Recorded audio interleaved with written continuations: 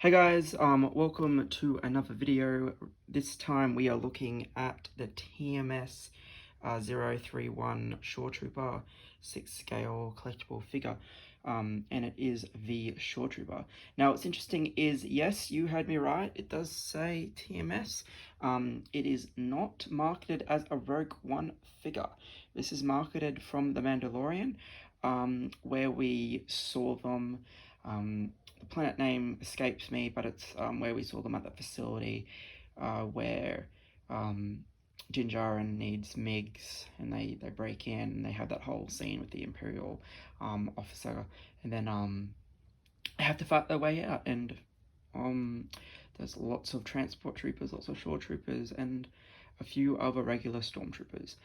So yeah, it's being marketed as the Mandalorian, but that's fine because we do have the squad leader and the captain, which I might show towards the end of the video, that are marketed as the Rogue One figures.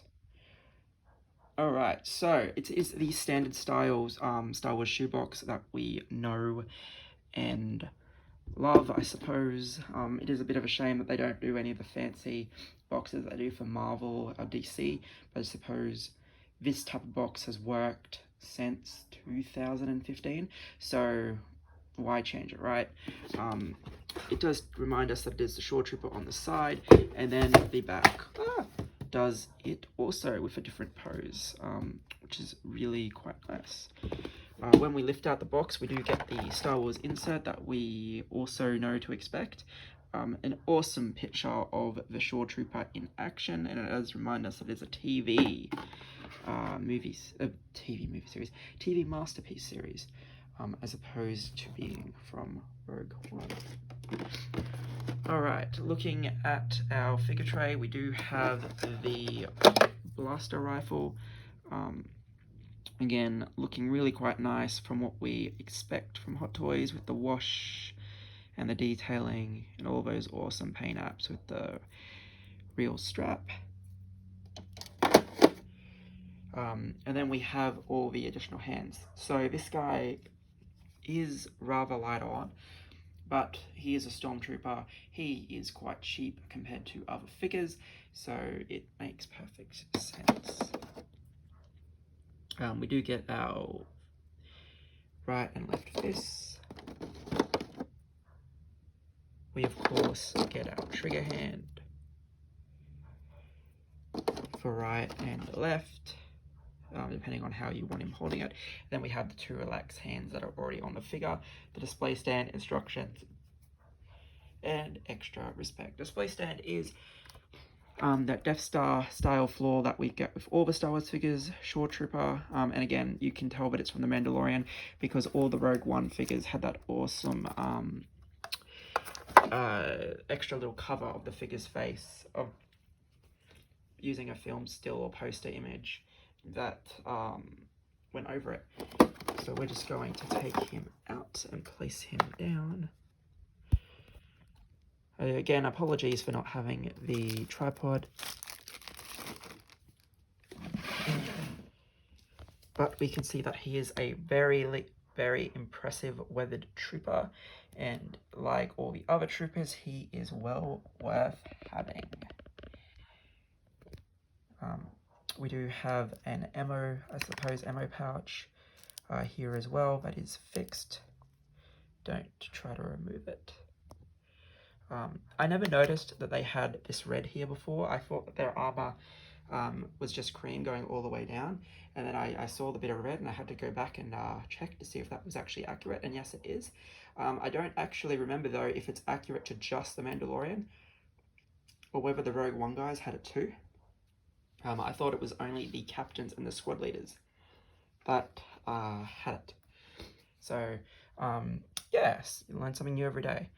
We do have that emblem on the helmet, which I thought was a scarif thing, but maybe I'm wrong.